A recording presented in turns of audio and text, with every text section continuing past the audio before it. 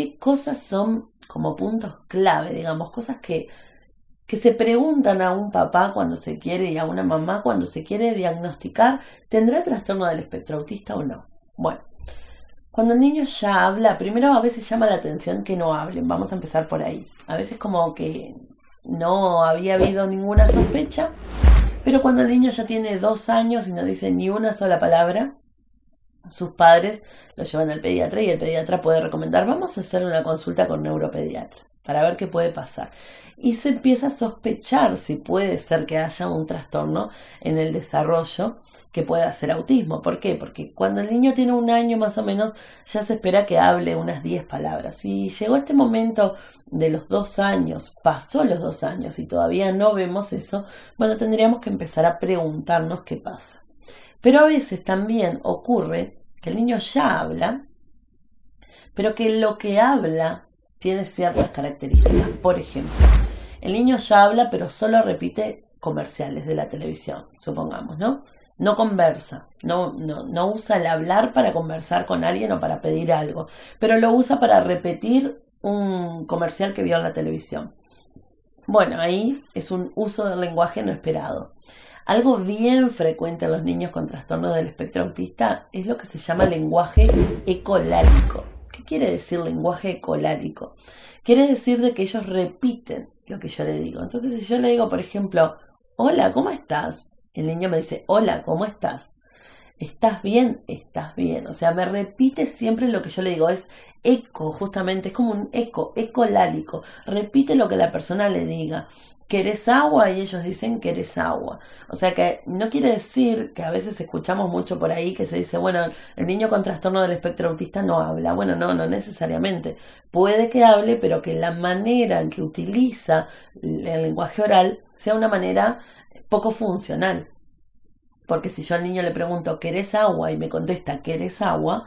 No fue funcional lo que respondió. Yo no quedo sabiendo si quiere o no quiere agua, ¿no? Entonces esa es una característica que llama la atención. Los niños cuando empiezan a hablar tienen este lenguaje colálico.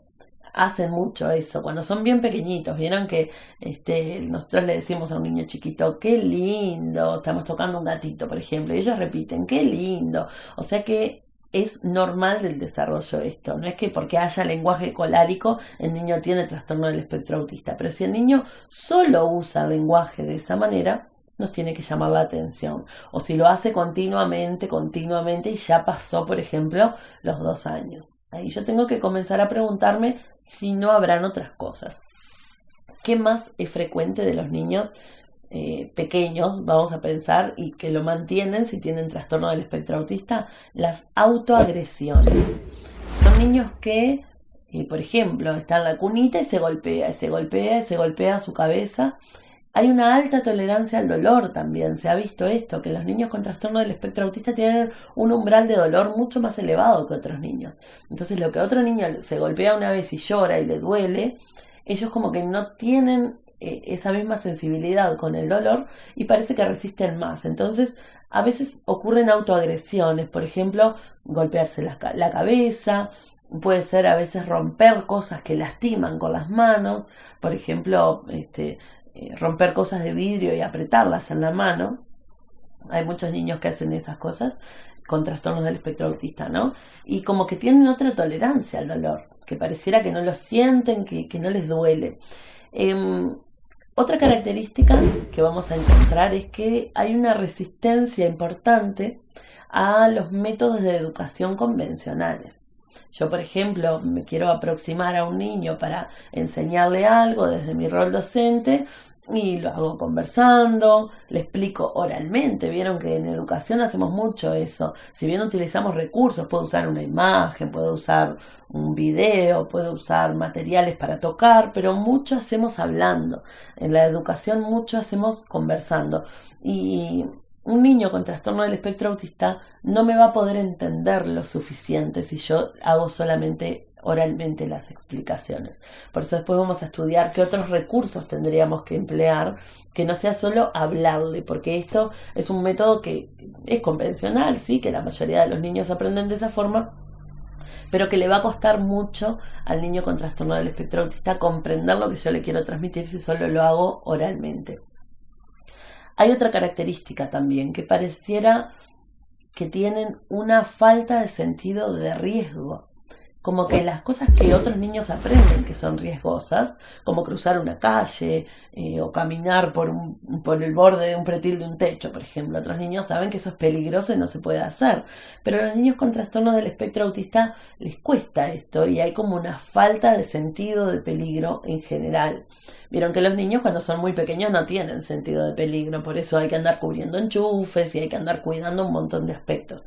Pero a medida que crecen ellos ya se van dando cuenta de esto y ya ellos mismos van diciendo eso no, que te podés lastimar.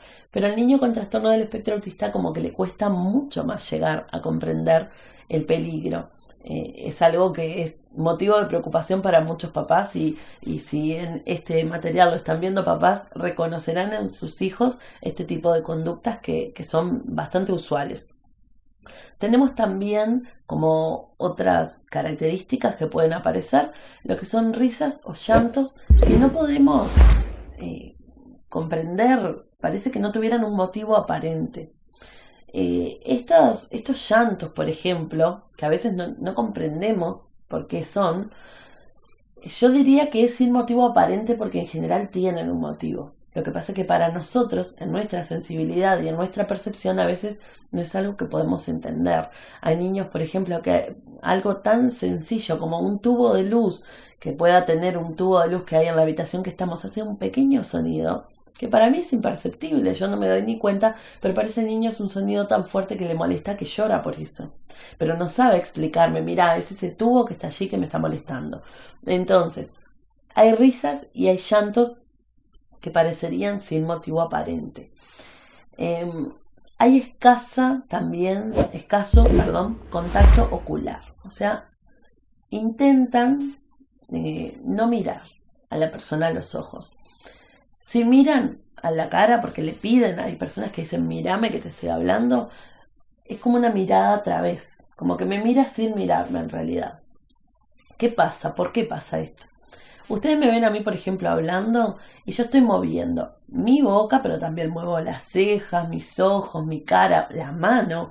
Entonces, cuando nosotros hablamos, hacemos una serie de gesticulaciones y de movimientos que para un niño con trastorno del espectro autista es demasiada información visual.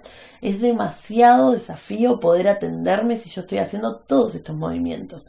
Entonces, el niño con trastorno del espectro autista, para poder escucharme, necesita no mirarme. De esa manera me va a poder escuchar mejor. Culturalmente nosotros decimos, mírame que te estoy hablando, y pensamos que si me mira, me está prestando atención. Bueno, un niño con trastorno del espectro autista que yo le pido que me mire para que me atienda, lo estoy distrayendo en realidad. Por eso hay esa característica, ¿no? Un escaso contacto ocular. Otras características que podemos encontrar es que desarrollan mucho una habilidad. Y acá lo quiero explicar. Esto de desarrollar mucho una habilidad tiene que ver con un interés restringido. Al niño con trastorno del espectro autista le interesa un tema y puede sostener mucho tiempo ese tema y se hace como especialista en ese tema porque es tanto lo que le gusta y le pone toda su energía y muchas horas del día que termina siendo como experto en eso. Pero eso no quiere decir que los niños con trastorno del espectro autista sean superdotados o que tengan una inteligencia superior, sino que lo que quiere decir es que con su capacidad natural que tengan, por su coeficiente intelectual que les haya tocado por herencia paterna, materna, ¿no? Somos el producto de la genética de nuestros padres. Bueno, ese material que tenemos a nivel intelectual, el niño lo explota con un tema. Entonces, si por ejemplo a mí me interesan los trenes, y voy y sé todo sobre trenes hasta el último detalle, y me estudio los horarios, y me estudio cómo son los trenes y cómo se dibujan, bueno, yo voy a terminar siendo un experto, voy a tener como una habilidad especial en lo que se refiere a hablar de trenes o dibujar trenes o lo que sea, ¿no? Pero como les digo, no significa que la habilidad especial la puedan desarrollar por una superdotación. La desarrollan por un interés restringido al que le dedican mucha cantidad de horas de su día. ¿Qué más podemos encontrar en los niños con trastorno del espectro autista? Indiferencia a cosas que a otros niños les llama la atención. Por ejemplo, a un niño yo le puedo leer un cuento y le puede gustar, pero un niño con trastorno del espectro autista, si no tengo muchas imágenes que acompañen ese cuento y que lo ayuden a entusiasmarse, puede pasar de que el niño sea indiferente a ese estímulo. O sea que la indiferencia a algún estímulo que nosotros le queramos introducir puede tener que ver con sus intereses y sus características y capacidades. Si no están relacionadas con lo que es su punto fuerte, probablemente no le ponga interés, como cualquier niño en realidad, ¿no? Pero es como más notorio en este sentido. Hay también una resistencia a los cambios de rutina. Esto es fundamental. Los niños con trastorno del espectro autista observamos mucho que tienen gran resistencia a que les cambien cosas como, por ejemplo, no solamente del día a día, por ejemplo, hoy tocaba ir a la escuela y no fuimos, o teníamos que tener clase de tal cosa y no la tuvimos, o después de la escuela tomamos tal ómnibus o tal transporte y bueno, hoy no lo tomamos. Este tipo de cambios de rutina les molesta y mucho y pueden llevar a una crisis de llanto muy fuerte que es difícil a veces de contener. Puede pasar también si cambia una persona referente de ellos que no está y está otra y ellos no lo esperaban. Después vamos a ver cómo trabajar esta cuestión de los cambios, porque los cambios en la vida cotidiana ocurren, son normales y bueno, hay que aprender también a trabajarlos y a aceptarlos, ¿no? Y se pueden trabajar y se pueden enseñar con mucha eficacia, pero con los métodos apropiados, ¿no?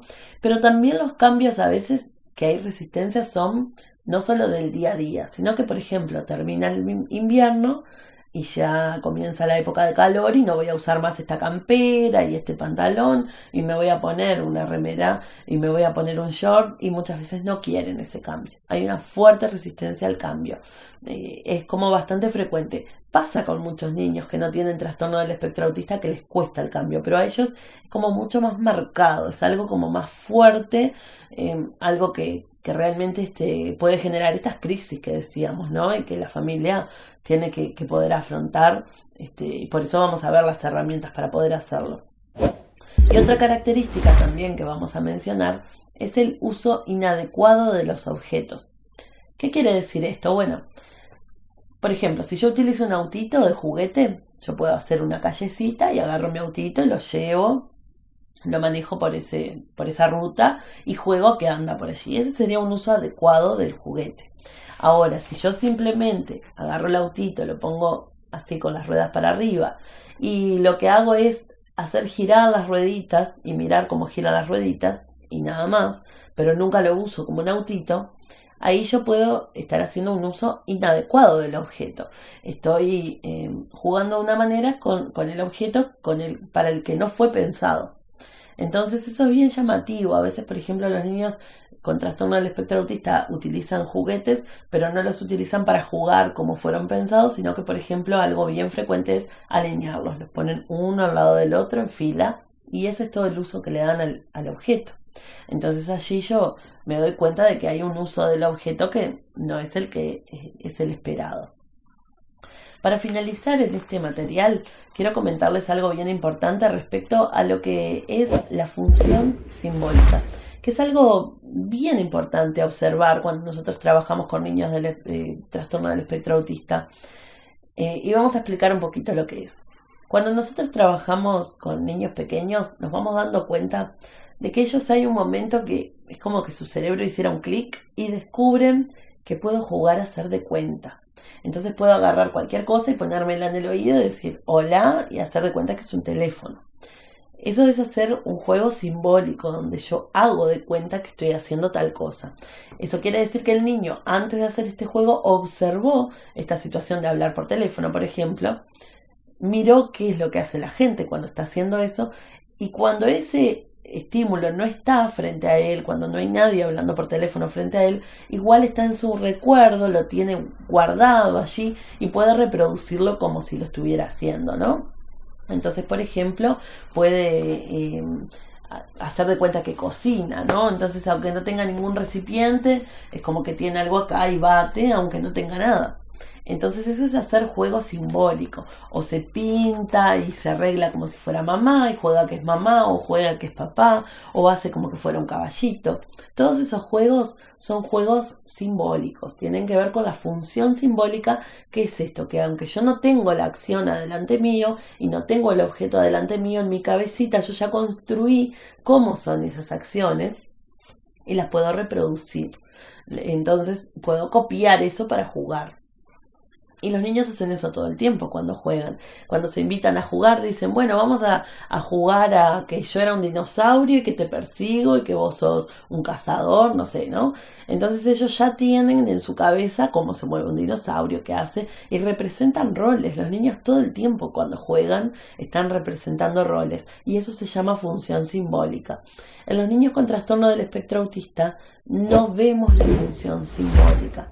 El niño juega a hacer rodar bolitas, a alinear cosas, por ejemplo, como les decía, poner el autito así, girarle las rueditas, juega con agua, eso le gusta a todos los niños en realidad, con piedritas, las pone y las saca de un lugar y de otro, ¿no? Pero no hay un juego como más desarrollado a que, por ejemplo, un juego usual que uno hace con los hijos, que yo he jugado con mis hijos. Bueno, ahora vos sos el médico y me venís a atender. Yo estoy enfermo y ellos vienen, ay, ¿qué le pasa? ¿Qué le duele tal cosa? Y te atienden y juegan. Bueno, ese es un juego simbólico que los niños con trastorno del espectro autista no estaría desarrollado. Y que ya a los 2 años, por ahí, 2 años y medio, es bien usual ver a los niños que ya empiezan a hacer ese tipo de juegos y algunos antes todavía. Entonces, por eso a veces se estimula mucho a los docentes de educación inicial a observar estas cosas para hacer una detección precoz. Si yo veo que un niño no juega como es esperable que juegue a su edad, me tiene que prender una lucecita de alarma allí. Algo está pasando. El juego en el niño es salud. Un niño que juega y que juega a lo esperable para su edad es salud. Por eso es importante fijarse en ese tipo de aspectos. Bueno, ahora hemos hablado entonces en este material acerca de las características que podríamos observar. Me faltó mencionarles una más. Cuando son bebés muy chiquititos, a veces decimos, ¿cómo hacemos para detectar el trastorno del espectro autista en bebés muy pequeños? Bebés que no hablan, que son chiquititos todavía, de meses. Bueno, hay algunos indicadores que nos tendrían que llamar la atención. Por ejemplo, uno de ellos es que los bebés, cuando nosotros los levantamos de la cuna, usualmente medio que se nos agarran los bebés. Fíjense, si tienen la oportunidad de levantar un bebé, que el bebé es como que tiende a buscar estar cerca y pegotearse al adulto, digamos, ¿no? El niño con trastorno del espectro autista es como que cuelga, como que no tiene esa actitud de acercarse al adulto, ¿no?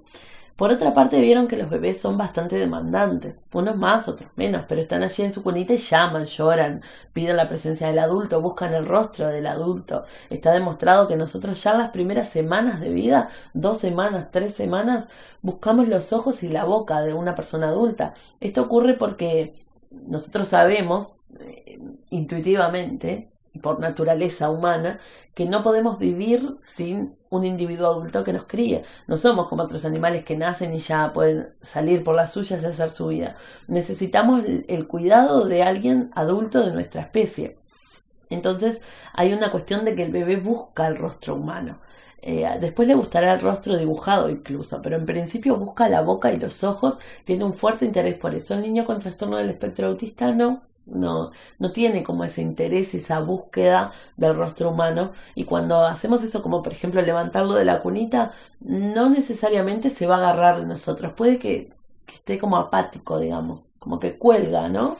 No vamos a decir el 100% de los niños con trastorno del espectro autista hacen esto, porque como mencionamos en el video anterior de este curso, hay niveles de autismo. Entonces, un niño con un buen nivel, que sea un autismo más leve, probablemente lo haga, pero otros no. Ese puede ser un indicador que podemos encontrar. Y el otro indicador, ese que les digo, que el bebé con trastorno del espectro autista demanda muy poco al adulto. Los papás suelen decir, no me dio mucho trabajo, no me pedía mucho estar en brazos, se quedaba tranquilo en su cuna. Bueno, son características que es importante reconocerlas para reconocer que hay allí algo atípico. Que haya algo atípico no quiere decir siempre que va a haber un trastorno del espectro autista. Muchas veces vamos a encontrar ciertas conductas compartidas con un trastorno del espectro autista, pero no necesariamente eso significa que exista el trastorno, ¿no? Por poner un ejemplo, puede haber un niño que tenga un interés muy restringido, le gustan los dinosaurios, solo está con el tema de dinosaurios, le encanta eso y todo el día pasa en algo que tenga que ver con dinosaurios. Bueno, no por eso el niño tiene un trastorno del espectro autista. Hay que cumplir otras características. En el próximo material vamos a meternos más en profundidad ahora en estos 3 aspectos que sería la dificultad cuando hay trastorno del espectro autista. Lo que tiene que ver con el lenguaje, vamos a profundizar un poco en el lenguaje, en qué observar. También pensando no solo en la detección, sino un niño que ya sabemos que tiene autismo, que yo pueda definir dentro de lo que es el uso del lenguaje cuáles son los puntos fuertes y los débiles para poder abordar a aquellos que más le cuesta. Vamos a también entrar, además del uso del lenguaje, en lo que tiene que ver con las conductas sociales y luego vamos a trabajar lo que son las desviaciones de conducta. Entonces vamos a tomar esos 3 nodos, digamos, que son bien importantes en trastorno del espectro autista. Bueno, como siempre los espero para seguir intercambiando, que en los comentarios me puedan plantear lo que quieren saber o profundizar, alguna duda de lo que haya dicho que no les quedó lo suficientemente claro. Y bueno, suscríbanse por favor para poder seguir recibiendo esta serie de materiales que tan interesantes son y que tan útiles van a ser en nuestro día a día con alguna persona con trastorno del espectro autista. Los veo en el próximo material.